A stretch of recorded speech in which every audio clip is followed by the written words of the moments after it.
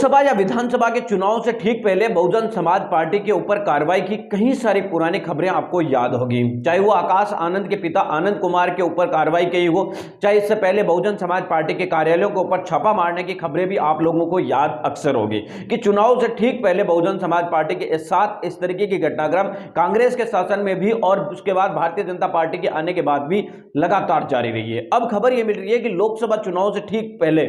Bahujan Samaj party की supremo Mayawati ji के शासनकाल के अंदर स्मारक बनाए गए थे जगह जगह पर। उन स्मारकों के अंदर प्रमुख जो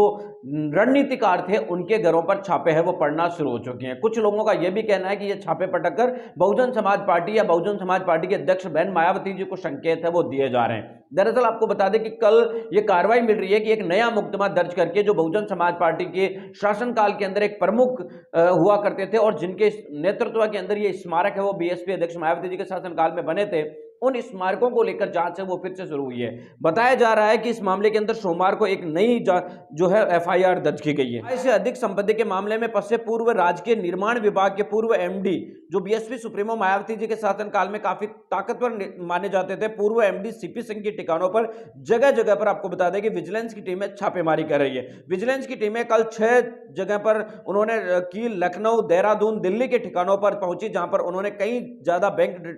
डिटेल और अहम दस्तावेज को खंगाला। बहुजन समाज पार्टी के शासनकाल पर उन पर कई सारे वित्तीय अनियमितताओं के आरोप लगे थे। साथ ही स्मारक घोटाले के अंदर भी नाम सीपी सिंह का सामने आया था। विजिलेंस की टीम में जांच में पता चला है कि सीपी सिंह ने एमडी के पद पर रहते हुए कई राज्यों के अंदर अपने रिश्तेदारों के नाम पर भी संपत्ति बनाई है। इधर खबर यह भी मिल रही है कि इस मामले में शासन से अनुमति मिलने के बाद कल पिछले सोमवार को ही एफआईआर दर्ज की गई थी, जिसके बाद यह कार्रवाई शुरू हुई है। बताया जा रहा है कि मायावती के शासनकाल में सीपी सिंह ने आय से अधिक संपत्ति अर्जित की और 2007 से 2012 के बीच लखनऊ और नोएडा में बने स्मारकों के निर्माण में 1410 करोड़ रुपए का घोटाला सामने आया था और इस घोटाले के अंदर ही सीपी सिंह का नाम सामने आया। दरअसल आपको बता दें कि स्मारक घोटाला जो है पिछले कई सालों से जब भी चुनाव आते हैं तब काफी ज्यादा सुर्खियों में रहता है। बाकी 5 साल ये स्मारक घोटाला कभी भी सुर्खियों में नहीं आता, लेकिन जैसे ही चुनाव आते हैं विधानसभा लोकसभा के, उस दौरान ये स्मारक घोटाला बार बार है वो सामने लाने की कोशिश की जाती है। जबकि आपको बताने की कोशिश करें तो बहुजन समाज पार्टी की सुप्रीमो बहन मायावती जी के शासनकाल में बने इन स्मारकों का